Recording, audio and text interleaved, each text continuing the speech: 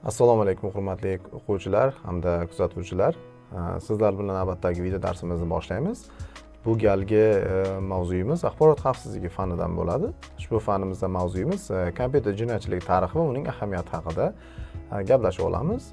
Demak, diqqat bilan darsimizni kuzatib o'tiring. Qiziqarli ma'lumotlar hamda o'zingizga kerak bo'ladigan bilimlarga ega bo'lishingizga ishonchimiz komil albatta. Demak, biz boshlaymiz.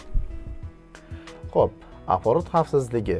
Avvalo, axborot jinoyatchiligidan oldin biz axborot jinoyatchiligini keltirib chiqaradigan ba'zi bir omillarni bilib olishimizga to'g'ri keladi. Dastavval fanimizga doir bo'lgan tushunchalarni, masalan, axborot xavfsizligi nima ekanligi haqida to'xtalib o'tamiz. Axborot xavfsizligi ma'lumotlarni yo'qotish, o'zgartirishga yo'naltirilgan tabiiy yoki sun'iy xossali, tasodifiy yoki qasddan ta'sirlardan, har qanday tashuvchilardan axborotni himoyalanganligi holatini anglatadi bizga. Albatta, biz avvalgi darslarimizda ham qisman o'sha axborotni himoya qilish, axborotdagi jamiyatdagi tutgan o'rni, uni muhofazalanish haqida qisman to'xtalgan edik. Bu safar esa unga to'liqroq to'xtalishga harakat qilamiz. Navbatdagi tushunchamiz axborotning himoyasi. Umuman olganda biz axborot jamiyatimizdagi eng muhim bir turkumlardan biri desak ham bo'ladi. Albatta, uni doimiy ishlatamiz, uni qabul qilamiz, almashamiz hamda uzatamiz. Xo'p, biz axborotni nima uchun himoya qilishimiz kerak? Axborot bizning shaxsiy ma'lumotlarimizdan tortib juda qimmatbaho bo'lgan ko'plab ma'lumotlar, materiallarga borib taqalishi mumkin. Axborotni himoyasi esa boshqarish va ishlab chiqarish faoliyatining axborot xavfsizligini ta'minlovchi tashkilot axborot zaxiralarining yaxlitligi, ishonchliligi, foydalanish osonligi, maxfiyligini ta'minlovchi qat'iy reglamentlangan dinamik texnologik jarayonga aytiladi. Ya'ni har jihatdan bizga berilgan materiallarni har tomonlama himoyasini ta'minlash degan ma'noni anglatadi albatta. Xavfsizlik siyosati xavfsizlik obyektlar va subyektlarning belgilangan ko'pligining xavfsizligini ta'minlash proseduralar mexanizmlaridan belgilovchi qoidalar to'plami hisoblanadi. Ya'ni bu yerda har bitta beriladigan obyekt yoki subyektiv holatdagi materiallarni aynan berilgan xavfsiz ta'minlashga qaratilgan ishlarning majmuasi hisoblanadi. Ya'ni xavfsizlik siyosati deb o'tiladi. Albatta, bu ko'plab qurilmalarda, qolaversa dasturiy ta'minotda ham aynan mana shu band yoki bo'lim mavjud albatta.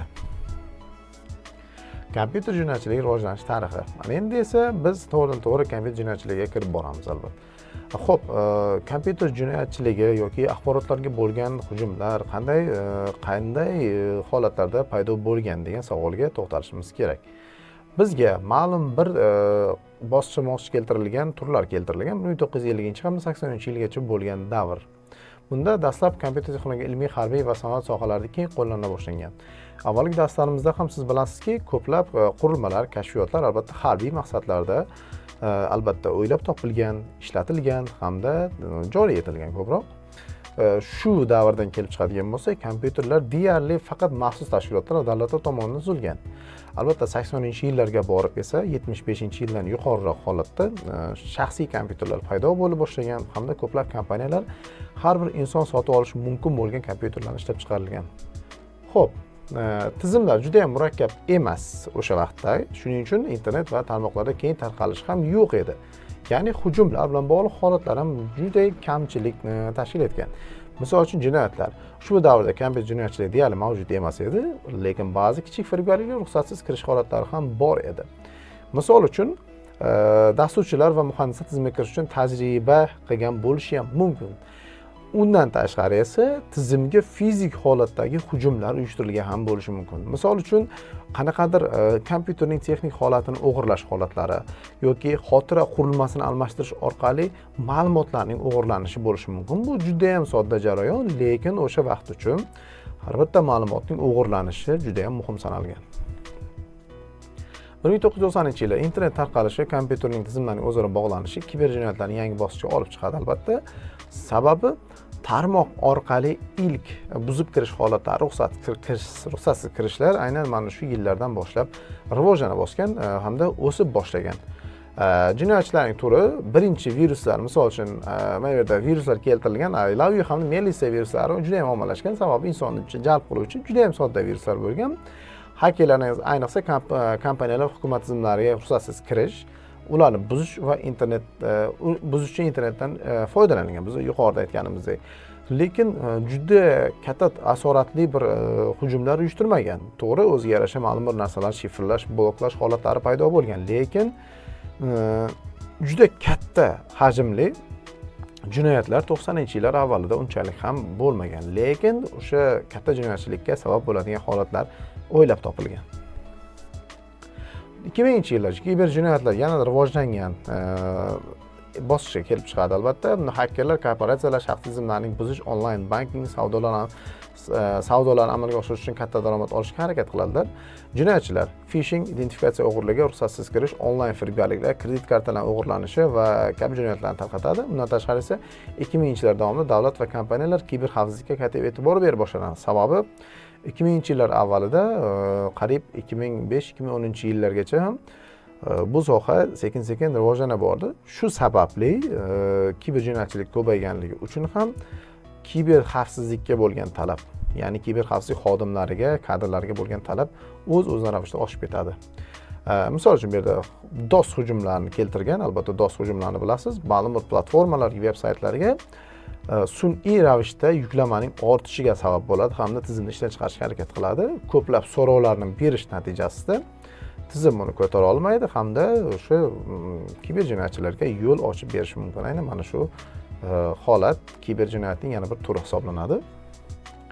2010-yillar, demak, birinchi dekadaning tugash avvali internet keng tarqalish, mobil qurilmalar, Bluetooth texnologiyalar rivojlanishi kiber jinoyatchilarning yangi imkoniyatlari bilan ta'minlaydi o'z holida albatta. Chunki mana pastda jinoyatchilar o'qib turibsiz, kiber jinoyatchilar davlatning internet tarmoqlari, masalan, Stuxnet kompaniyalar ma'lumotlarga zarar yetkazish uy sharoitida foydalanuvchilarni aldash uchun yirik hujumlar amalga oshiriladi. Albatta, ransomware yoki misol uchun WannaCry hujumlari, Petya kabi viruslar dunyo bo'ylab tarqaladi hamda minglagan, millionlagan kompyuterlarni zararlaydi albatta. Bunda 2010-yillar avvaliga nisbatan albatta ko'lam juda ham kattarib ketgan, hattoki bu kiber terrorizm darajasiga ham borib o'tgan, davlatlar o'zaro mojarolarga ham sabab bo'lgan. Albatta bu haqida yana ham to'xtalamiz. Demak, 2020-yillar va kelajak. 2010-yildan 2020-yilgacha bilasiz, texnika inqilobi yana ham kuzatilgan, sababi juda ko'p mamlakatlarda deyarli katta kompaniyalar asosiy e'tiborni kompyuterlarga qaratganligi uchun, mobil qurilmalarning rivojlangani uchun, internet tezligi, internetning tarmog'ining kengayishi hamda uning sifat darajasi yanada oshganligi uchun kiber jinoyatchilik bir baravariga, ikki baravariga va ham bosqichma-bosqich kerakli bo'lgan baravar darajasida o'sib borgan. Shuning uchun bunaqangi kiber hujumlar o'z-o'zidan kattagina zararlar olib kela boshlagan. Misol uchun, jinoyatchilar, ya'ni kiber jinoyatchi yanada murakkablashib bordi. Endi esa IoT, ya'ni Internet of Things yoki blockchain, sun'iy intellekt qurilmalari rivojlangan davrga to'g'ri kelganligi uchun ko'lam oshdi deb aytdik.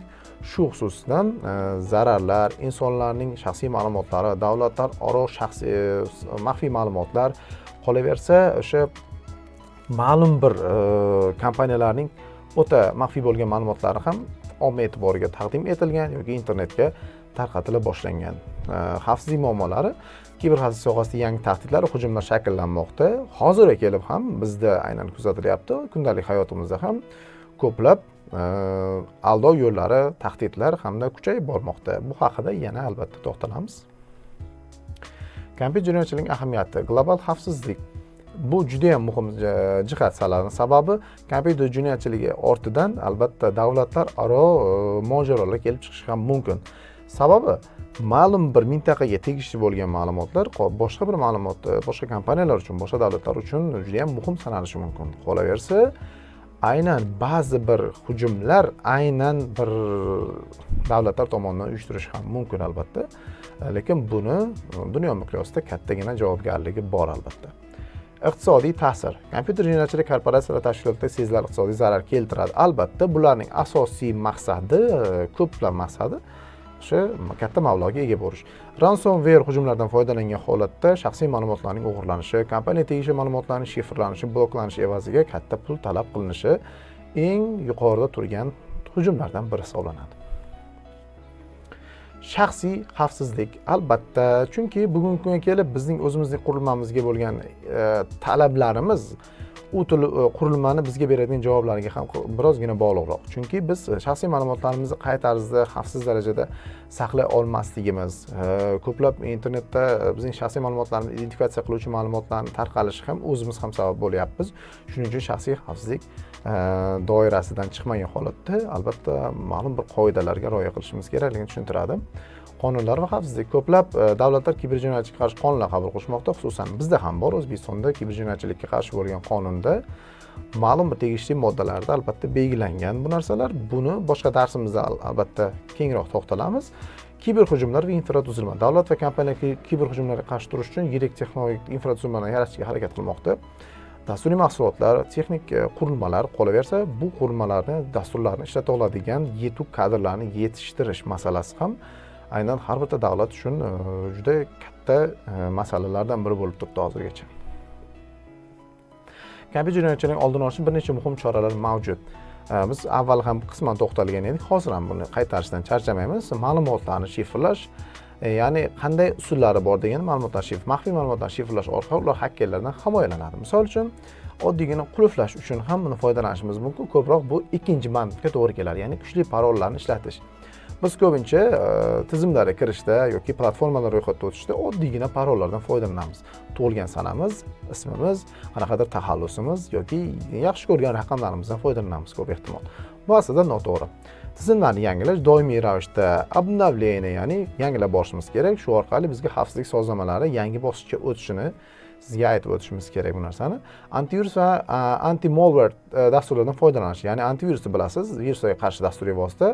Anti-malware esa bu zararli dasturlarga, ya'ni viruslardan ham kuchliroq bo'lgan zararli dasturlar uchun mo'ljallangan anti-xavfsiz dasturlardan biri hisoblanadi. Zararli dasturlar viruslarga qarshi himoya qilish uchun muntazam antivirus dasturlarini yangilab turish lozim. Xuddi yuqorida aytganimizdek. Xo'p, zarur xavfsizlik devorlarini o'rnatish albatta fizik xavfsizlik, tarmoq xavfsizligini ta'minlash, ishchilarni o'qitish, ruxsatsiz kirishga qarshi monitoringni o'rnatish, tizimlar va ma'lumot zaxirasini yaratish. Albatta kerak bo'lgan ma'lumotlaringizni bitta tizimdan boshqa tizimga nusxalab olib qo'yishingiz kerak, zaxira nusxasi sifatida. Agar bir tizim zararlangan bo'lsa, ikkinchi qismdagi ma'lumotlarni foydalanishingiz ham mumkin albatta. Kelajak yuzaga kelishi mumkin bo'lgan kiber jinoyatlar rivojlanishi, misol uchun birinchi sun'iy intellekt bilan bog'liq hujumlar. Chunki sun'iy intellekt aynan inson kabi fikrlaydigan holatlarga keltirib chiqarayotgan ekan, demak biz shaxsiy ma'lumotlarimizni yanada xavf saqlashimizga majbur bo'lamiz. IoT tizimlari, internet, ya'ni of things degani tizimlardagi hujumlar, bular uyali aloqa vositalari, avtomobillar, sanoat yoki boshqa jihatlarni o'z ichiga qamrab oladigan ma'lumotlarni o'g'irlanishi hisoblanadi. Blockchain asosidagi jinoyatlar hamda robotlar va avtonom tizimlarda hujumlar. Ya'ni biror bir tizimga kirganimizda e'tibor bergan bo'lsangiz, siz robot emasmisiz degan savolni qo'yar, ya'ni captcha bilan belgilashimiz kerak. Aynan nima uchun bu narsa qo'yiladi? Ko'p holatda biz buni tushunmasdan jahlimiz chiqadi. Aslida esa o'sha veb saytlarga, platformalarga kattagina hujumlar avtobotlar yordamida, ya'ni avtomatik komandalar ketma-ketlikdan iborat bo'lgan dasturlar, botlar yoki makroslar yordamida hujum uyushtiriladi. Shuni oldini olish uchun bu ishlatiladi. Biometrik ma'lumot o'g'irligi, kvantum kompyuterlarga qarshi kiber jinoyatlari. Biometrik ma'lumot albatta o'sha bizning barmoq izi skanerimiz, qolaversa yuz skanerimiz bo'lishi mumkin, shunga o'xshagan biometrik ma'lumotlar bo'lishi mumkin. Shularni albatta o'rnatishimizga to'g'ri keladi. Kvantum kompyuterlar haqida esa bizga alohida mavzuimiz mavjud, o'shanda to'liqroq siz bilan gaplashib olamiz. Moliyaviy zarar, shaxsiy ma'lumotlar xavfsizligini buzilishi, demak bu umumiy holatda zararlarni keltirib qanaqa ta'sir etadi degan paytda mana shu ikki jihatni inobatga olishimiz kerak. Korxona tashkiloti operatsion buzilishi, ma'lumotlar tizimlarining shikastlanishi, ya'ni umumiy holatda ma'lumotlarning o'g'irlanishi, tizimning ishdan chiqishi, qolaversa shaxsiy ma'lumotlarning butun ijtimoiy tarmoq bo'yicha yoyilishini hisobga olishimiz kerak. Ijtimoiy ishonchning yo'qolishi, xavfsizlik kuchaytirish xarajatlari. Albatta xavfsizlik uchun juda ham katta xarajatlar talab etiladi. Shuning uchun ko'plab kompaniyalar mana shu xavfsizlikni kuchaytirish xarajatlarini ko'tara olmaganligi uchun ham kattagina kiber hujumlarga uchrab qoladi. Tarixda eng katta kiber jinoyatlar Stuxnet 2010-yil Eron yadro dasturi jiddiy zarar ko'rganligi haqidagi ma'lumot bu. Pastda esa natijalar keltirilgan. Bunaqangi ma'lumotlar juda ham ko'p. Men sizga ko'proq eng muhimlarini sizga aytmoqchiman. Yahoo ma'lumotlarining o'g'irlanishi 14-13-yilga 3 milliard foydalanuvchi akkaunt ma'lumotlari o'g'irlangan. Menimcha Facebook haqida ham eshitgan bo'lsangiz kerak. 2017-yil WannaCry dasturi 150 dan ortiq mamlakat 200 mingdan ortiq qurilmalarni, kompyuterlarni zararlagan holatlarni keltirib chiqargan. Xo'p, Colonial Pipeline buzilishi 2021-yil AQShda eng yirik yoqilg'i quvur tizimi to'xtatilgan neft mahsuloti yetkazib berish uzilgan. Buni Rossiyalik hakerlar guruhi o'z bo'yniga olgan albatta, DarkSide guruhi. Demak, natijani ko'rib turibsiz, 4,4 million dollar talab qilingan. Tizim to'lov qilib, tizimni tiklashga xarajat keltirib ketgan albatta. Xulosa, biz yuqoridagi qisqagina sizga tushuntirishdan quyidagicha xulosa qilishimiz mumkin. Kompyuterlarni kiberjinoyatchilikni oldini olish uchun dastlabki ravishda biz o'zimiz bu kiberjinoyatchilik savodxonligiga ega bo'lishimiz kerak. Ma'lumotlarni tahlil qilish, analiz qilish, analitika qilish, ko'proq ma'lumotlarni o'rganish hamda tafsilotlarni boshqalar bilan bo'lishishimiz zarur. Sababi eng muhim bo'g'inlardan biri aynan tizim xavfsizligi emas, ko'proq bizni shu tizimga bo'lgan xavfsizlikda bo'lgan bilimlarimiz darajasini belgilab beradi albatta. Uyga vazifalar uchun savollar mavjud. 3 ta. Albatta bu savollarga javobni izohlarda sizdan kutib qolamiz. Qanaqadir sizdan savollar bo'lsa, albatta uni ham birgalikda kutib qolamiz. Yaqin daqiqalar davomida kiberjinoyatchilik tarixi, kiberjinoyatlar va axborot xavfsizligi haqida qisqacha sizga ma'lumot berishga harakat qildik. Darslarimiz yoqayotgan bo'lsa, bizni kuzatishda davom eting. Albatta, keyingi darsga ko'rishguncha salomat bo'ling.